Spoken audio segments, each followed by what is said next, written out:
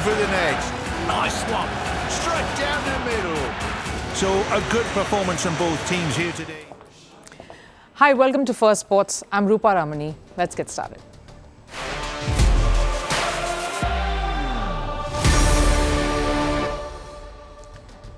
After being gunned down last year, Arsenal is gunning for nothing but the number one spot. The team that once were termed invincibles, are they on their way back to getting some of that lost glory?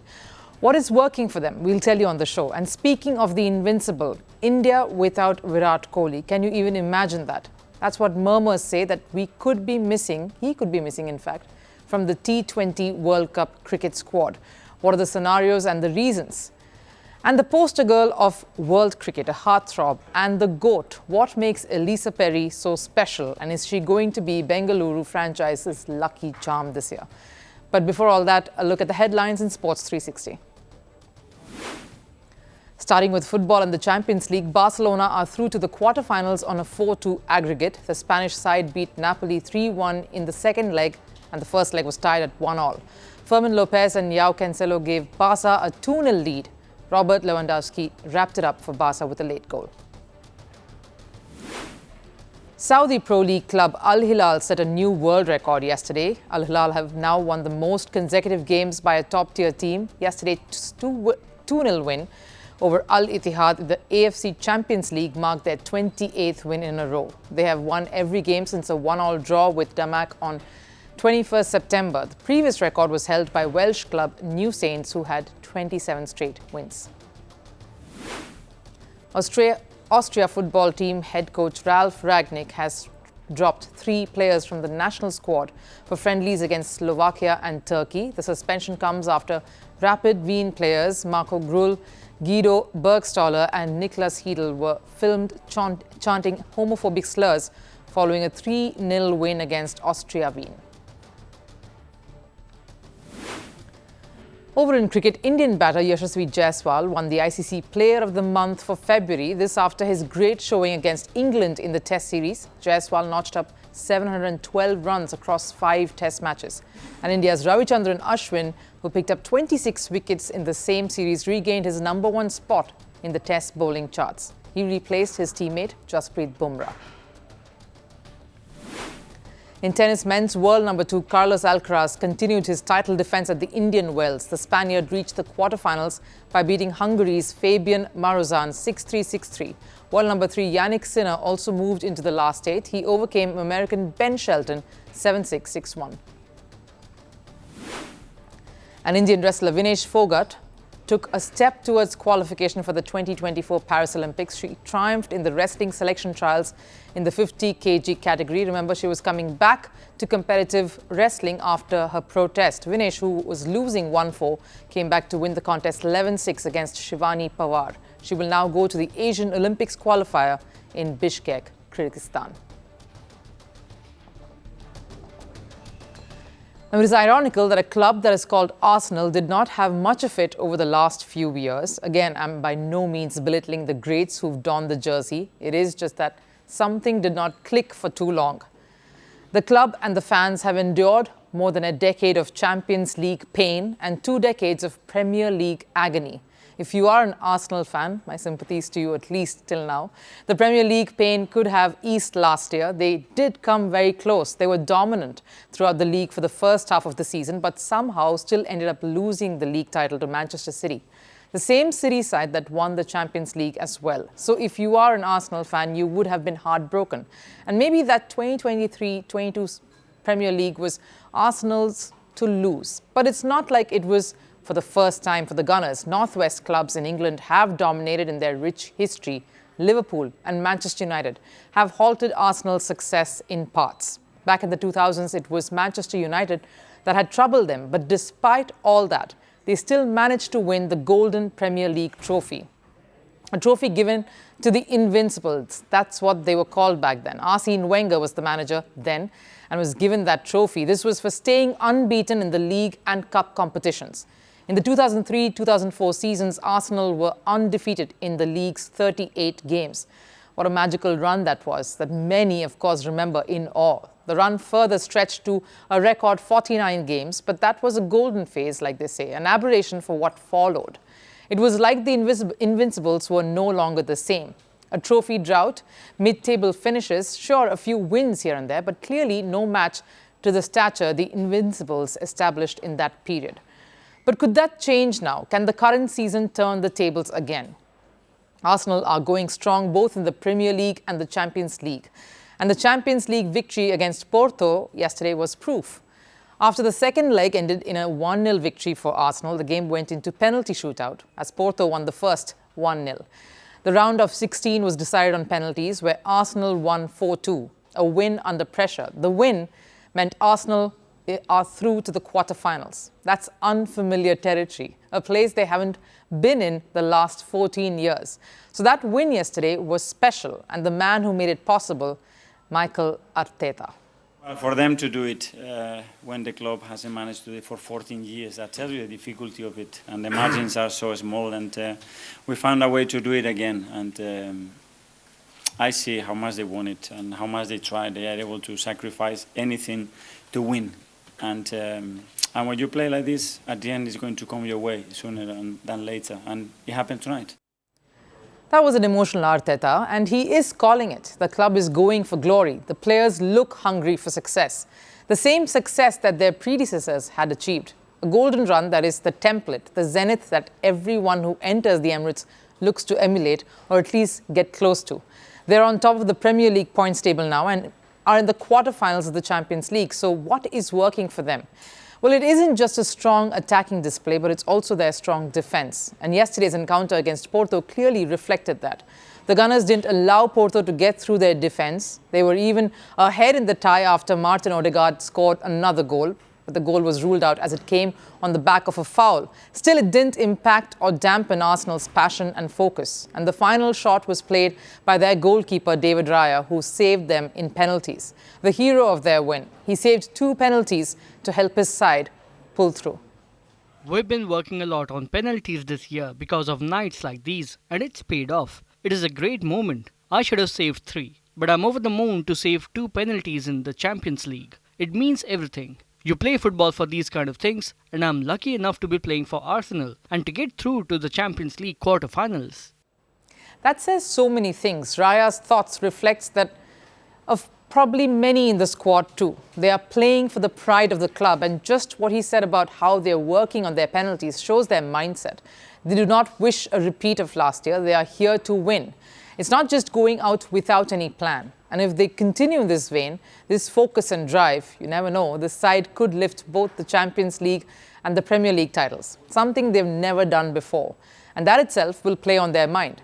Can Arsenal really put that aside, put that thoughts aside and continue their good form and stay on track without letting the demons in? That'll be the real challenge, because that is the only way they can end the decade-long hurt. The squad surely is capable of it, but it's that mental strength that will play a crucial role. The biggest whispers that are doing the rounds in Indian cricket circles: will Virat Kohli be absent from the Indian squad at the T20 World Cup? There are many questions that are doing the rounds in this matter. I'll list them out for you. Does Virat Kohli not feature in India's T20 plans here on? Does Virat Kohli himself feel he doesn't wish to continue in this format? What has changed in the cricket landscape here for Virat to be away from a World Cup? I'll try to answer some of these questions. Now, T20 as a format has changed. It's more dynamic, more electric and intense. The level of cricket has skyrocketed. The fact that there are so many leagues all over the world has also made this a format that has evolved faster than the other two, Tests and one-day internationals. The way cricketers think now has a T20 aspect to it. By that I mean it's fast-paced, it's quirky, it's street smart. Whether it's the bowlers or the batters, T20 has made and molded the new generation. It's a different kind of cricket. Just look at Yashasvi Jaiswal, a brand new model and exponent of explosive cricket. Now, don't get me wrong here, even when we say no one is indispensable in any setup, you can't help but think there can be no other Virat Kohli. This is the same Virat Kohli who, in the last T20 World Cup, pulled off a near impossible run chase against Pakistan. Along with Hardik Pandya, he scripted a brilliant match-winning partnership. A moment that will go down not just in the chapters of India-Pakistan rivalries, but also in World Cup history. Last one I experienced, I think, was the one at Melbourne in the World Cup last year, where Virat won it for us. That game was 120,000 people watching that game was a sight to experience in itself. To kind of win a game from nowhere was a great experience. This is the same Virat Kohli who was the biggest run getter in the 2023 World Cup in India. He amassed more than 700 runs in the tournament and was the player of the World Cup. And let's face it, Virat Kohli translates to eyeballs. He draws the crowd in. He works with them. He's one with them. He's electrifying on the field. He's intense. An Indian men's cricket team is pretty symbolic with Virat Kohli. So a World Cup without him in the squad is unimaginable. And what are the arguments for his presence? Charisma and skill aside, just sheer experience. Watching a Virat at the opposite end is intimidating no matter the form he's in. And we've seen what experience can do in a T20 format. You only have to ask Chennai Super Kings, who've won the Indian Premier League quite a few times. They've been mocked, been called the old man army, and they ended up winning enough titles to prove everyone wrong. Let's look at the other side then. Whose spot are you willing to forego for a Virat in your batting lineup? Well, the answer would be anyone. It's Virat Kohli. But for the sake of an argument, let's look at the potential batters India will have for the T20 World Cup. There's, of course, Rohit Sharma, the captain himself, explosive opener. Yashasvi Jaiswal, we've spoken enough about him. Shubman Gill, the future superstar in the country. Then there's, of course, Suryakumar Yadav. Rishabh Pant is making his comeback and is really looking promising. There's Hardik Pandya, who will hopefully continue to stay fit. Tilak Verma, Dhruv Jurel all made enough noise. How can we forget Rinku Singh? What about KL Rahul? Sanju Samson waiting in the wings. The options for India when it comes to young, fiery batting lineup and in various positions are just too many. Thanks to the Indian Premier League, the flair and talent that has been nurtured is immense. There's Virat Kohli, who, yes, of course, can hit those big shots, but is more of an anchor role, still find a place in a T20 side. Take West Indies, they're masters of T20 cricket. They have a completely different setup in the shortest format of the game. True specialists who have a fixed role. Rohit Sharma stressed about the importance of that at the World Cup. And it's so much more important in a T20 format. Every player has a fixed role. But coming back to Virat and the talks of him not being considered for the World Cup, former Pakistan cricketer Mohammad Irfan has come out saying that anyone questioning Virat Kohli's place in the side belongs in gully cricket, a reference to backstreet cricket, the ones that kids play for fun. And with Mohammad Shami also ruled out of the Indian squad for the World Cup because of his injury, India missing the services of their two top performers of the 2023 World Cup is a massive blow. But here's the verdict. Here's my verdict. This is the man who has redefined cricket, Virat Kohli, fitness. Rohit Sharma recently was heard speaking in awe of the one cricketer in the current setup who has never had to go to the NCA, the National Cricket Academy. It is when you have fitness concerns to recuperate and rehabilitate. So here is a guy giving every young gun a run for their money, literally. But the question of retaining or sidelining him is not one based on merit. It's more of an ideology. Should Virat be in the scheme of things, going by where India is at? What way is Indian cricket moving or wanting to move forward? It's fair to say that maybe it's time to let the young gun step up, take charge, and go through the trial of fire. We'll see if they come out of it unscathed. Having said that, though, an Indian dressing room without Virat Kohli can't be imagined just yet. So maybe a mentor role to guide everyone through with that energy and intensity, despite his absence on the pitch. Some food for thought. Is there anything Ellyse Perry can't do? She's gorgeous. You could mistake her for a supermodel, and then you realize how fierce, competitive, and gritty she is beneath all of that. The heartthrob of so many the world over is one of the most talented cricketers playing the Women's Premier League here in India. She was just as awesome at another sport too. Ellyse Perry has represented Australia in a football World Cup as well. Guess it's that Aussie blood. They just have to show the world they're great at every sport they play. But coming back to Perry, today she is an exceptional fielder, super talented batter and a lethal bowler. And she gave the biggest advert of that yesterday. The Bengaluru franchise in the T20 League haven't had much luck, whether it's with the men's team over the decade or even the women's team, as we saw last year. In the WPL game against Mumbai Indians, Perry's cameo with the bat and the 6-wicket haul has got them through to the playoffs.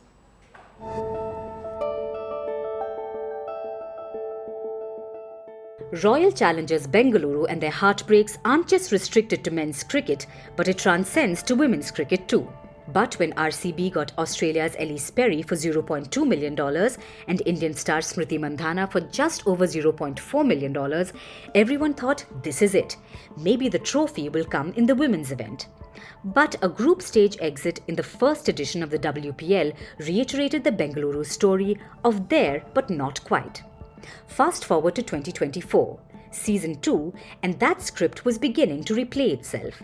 That narrow, nail-biting loss to the Delhi franchise by 1 run hit them hard. The dejected scenes in the dressing room told the story. Almost every player in there was thinking it and probably not saying it. Not again. Bengaluru were heading into their last group stage game against defending champions Mumbai Indians, needing to win to seal their place in the playoffs. And they did not just that, but in grand fashion. It was the charismatic Ellyse Perry who pulled off the magic for Bengaluru. Perry, the all-rounder, stepped up when it mattered. She bowled the best ever spell in the brief history of the WPL and her remarkable T20 career. She picked up 6 wickets by giving away only 15 runs in a stunning display of stump-to-stump seam bowling. And there was more. After restricting the Mumbai Indians to 113, Perry returned to the run chase and scored an unbeaten 40 to take Bengaluru home by 7 wickets. The win ensured RCB a playoff spot. If it wasn't for Perry, RCB would have seen another exit. Perry is often considered the GOAT of women's cricket. But when it comes to taking compliments about it, she gets pretty shy. Something similar transpired in the post-match presentation after the victory against Mumbai.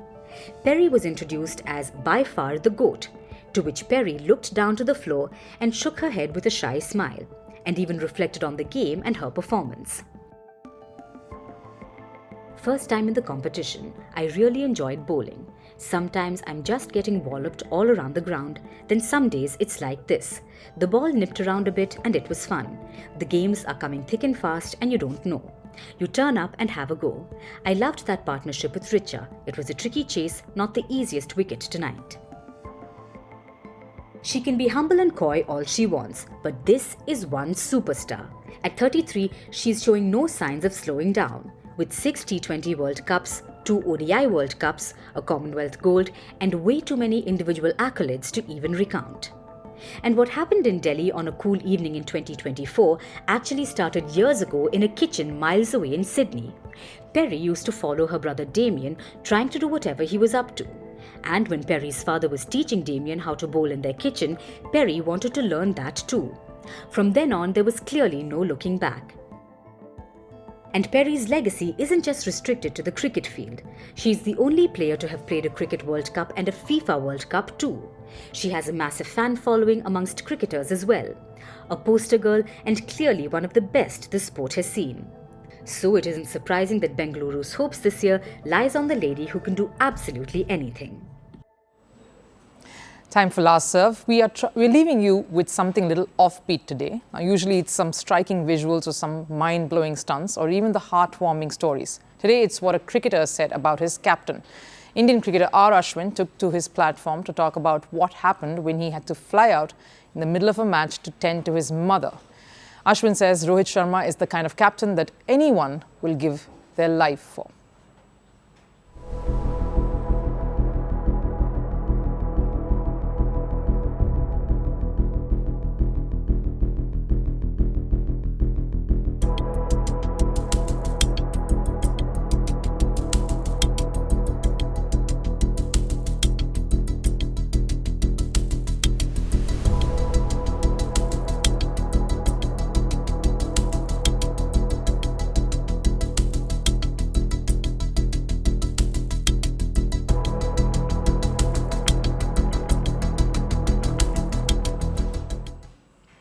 That wraps up First Sports here today. Thanks for joining us again. We'll see you tomorrow.